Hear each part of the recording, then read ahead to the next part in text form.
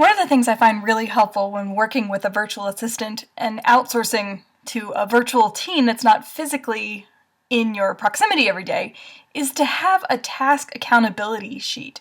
And so I just use Google Docs because this makes it super easy to work with someone no matter where they are in the world, and they can access it like on their mobile device or whatever. You can also use something like Basecamp, or there's multiple different task software out there, but I happen to like Google Docs because it's just super easy, and I can upload a spreadsheet. So what I do is just create a basic spreadsheet in Google Docs, and I create tabs for the different, what I call, areas of accountability for my virtual assistant. So in this case, this happens to be YouTube is one area that they're accountable for. This is a coaching program. This just happens to be the initials of the coaching program that they're accountable for. This is social media. This is customer service. So this is a blank document that I set up at the beginning of my relationship with my virtual assistant. And I use this to start filling it out. And I'm just showing you this as my example one that I'm filling out. And this actually happens to be from one of my clients. So when I start to work with someone, or if you start to work with your own virtual assistant, you could create a spreadsheet with these tabs and then start to fill out, like, what is the outcome that your virtual assistant is responsible for? And then next to that, like, what is the actual task that's associated with that outcome? And then when, like, how often are they supposed to do it, or what day? You could put like when a video is uploaded, or every Monday, or, next Tuesday, December 16th, or whatever. Like, you could put the when, and then in calendar would be for them to write down, is this in their calendar? Have they scheduled for this task to be done? Because that's what makes it actually a reality rather than just a note on a to-do list.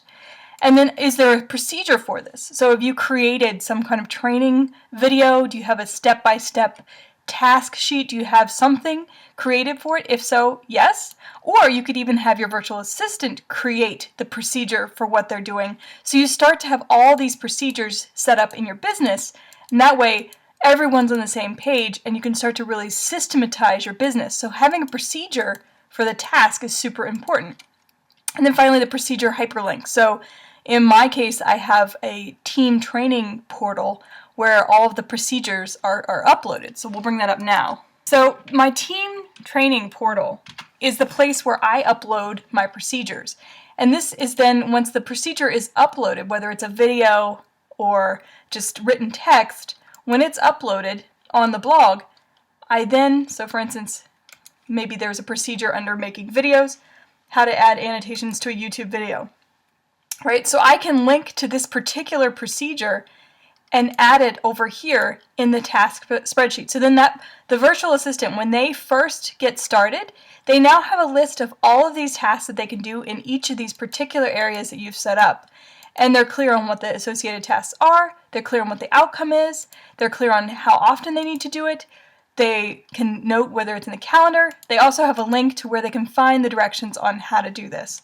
So this really gives a clear roadmap for someone that's working with you, so when they're not in person with you, they know what they need to do. This also relieves stress because you don't have to kind of come up with tasks for them to do every day. So you don't have the stress of, like, oh no, now what am I going to give them to do? Because it's already been set up ahead of time and everybody's really clear on what's going on.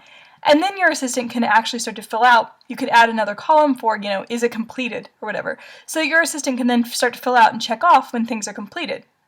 Or they can send you a quick note at the end of the day and say, oh, I completed X, Y, and Z tasks under these different areas. This just really gives the whole team a sense of how to get things done and how often and what needs to be done, so that nobody's left being confused or there's, unmet expectations.